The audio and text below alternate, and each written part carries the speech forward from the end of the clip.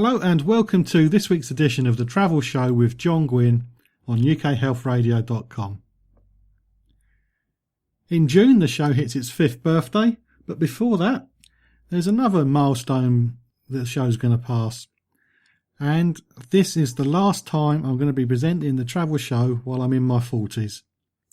Between now and next week I hit the big 50, which is a little bit depressing. It's already bad enough being at college and finding out I'm twice as old as most of my other students. But I'm getting used to it. Nobody's asked me about the war or rationing, so that's okay. But I just thought I'd get that off my chest, get it out of the way. Yes, I'm going to be 50, so I'm probably going to sound a lot older this time next week. On the show this week, I'm replaying an interview I did with Paul Harrison from the travel franchise, Not Just Travel. And the reason for that will become apparent in the next few moments. I'm going to start off by doing a little bit of travel news, and then I'll go into the interview. The US State Department has issued a new terror alert warning.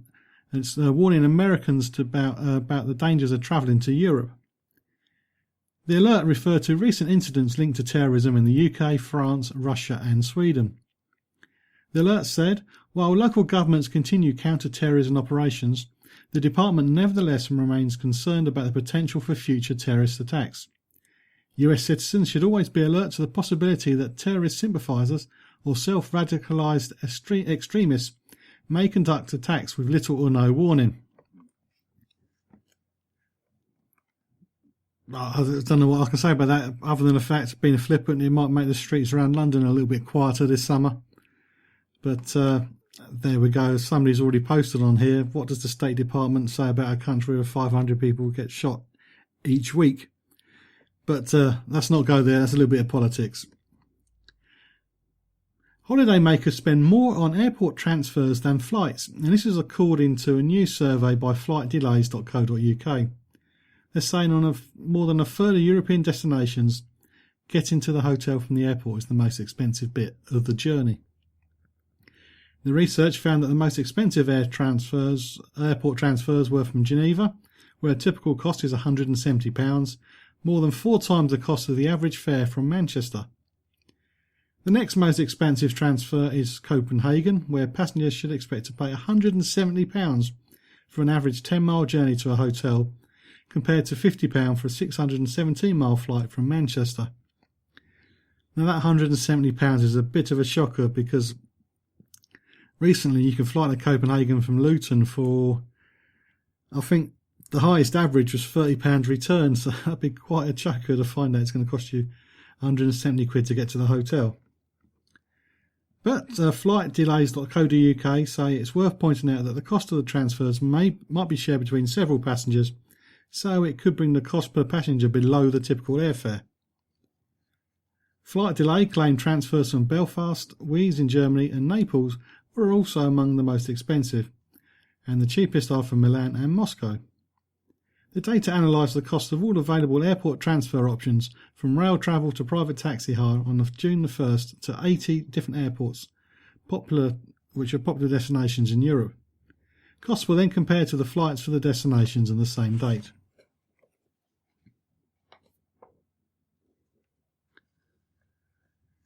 Yet another United Airlines customer service mishap. Another passenger has come forward with a story to tell regarding a removal from a flight. Donna Weigel told NBC that she was ejected from the plane because of a cat. Donna says she has a lot of respiratory problems and asthma and should steer clear of cats at all costs. On seeing the cat sitting a few seats away, she said, "Oh no, that's way too close." As she's quite right to do, she alerted the cabin crew and she was told she could swap seats with somebody sat at the back of the plane. But Weigel said that the cat and the passenger should move. At that point, she was asked to leave the plane and what she called perp walked down the aisle. She told NBC, I'm hyperventilating at this point, almost in a full-blown asthma attack. This incident took place in early March at Baltimore Airport, and after an initial online complaint to the airline, did not receive a reply. After NBC chased up, the airline says it has since apologised to the passenger. Different airline this time. A video released by TMZ appeared to show a Delta Airlines pilot hit a female passenger. The video recording showed 3 women arguing and 2 getting into a scuffle. The pilot then intervened and can be seen striking one of the women. Delta said the pilot helped to de-escalate.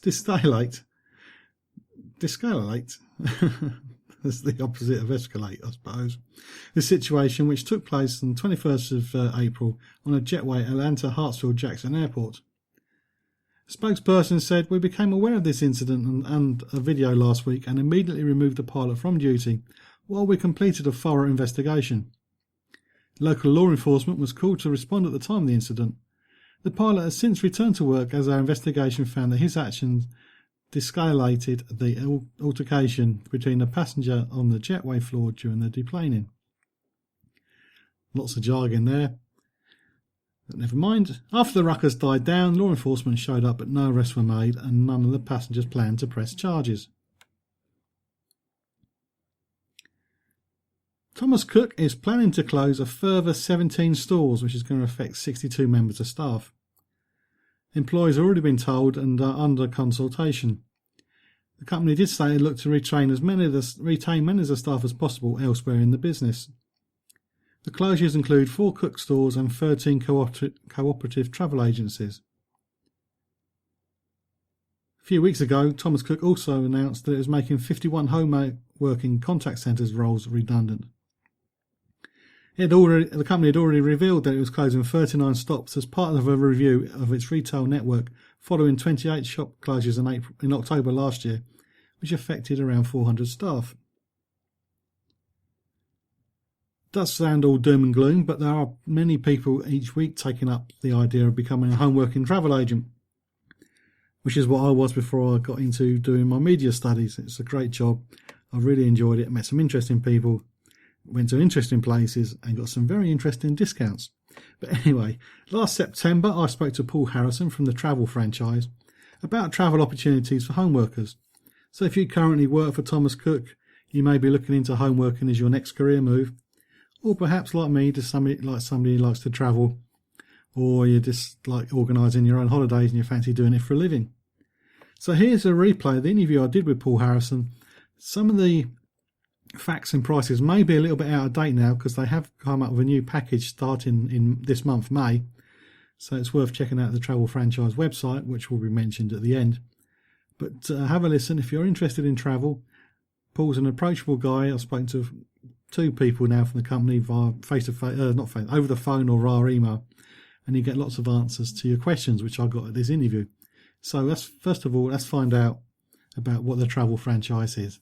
The Travel franchise is a marketing division of a company called Not Just Travel. And Not Just Travel is a travel agency that was started the day after 9/11, ironically, which the worst time ever to start a travel agency when every aeroplane has been grounded. But we survived and we've grown from strength to strength. So as of today, we've been going now 15 years. And the owner of Not Just Travel, Steve, which in 2010, he and I got together because he wanted to go in a new direction. He wanted to create a franchise opportunity because that's how he actually got started many years ago for a short time. Mm-hmm. And also, as his company was growing and he was employing more and more staff, he realized this is not the avenue I want to go down. I'd rather have people who are on the same page as me, really, people with skin in the game, on the same sheet, strong work ethic, rather than employees with all of the problems and moans and groans that come with that. So the idea of the franchise, the Travel franchise, was created, and he and I got together then because Steve is the kind of the brains of the operation, if you like, but he's not a salesman. Mm-hmm. I have a background in direct sales, and I've huge teams in that arena. And so we got together, the franchise was born, and it's gone from strength to strength since September 2010.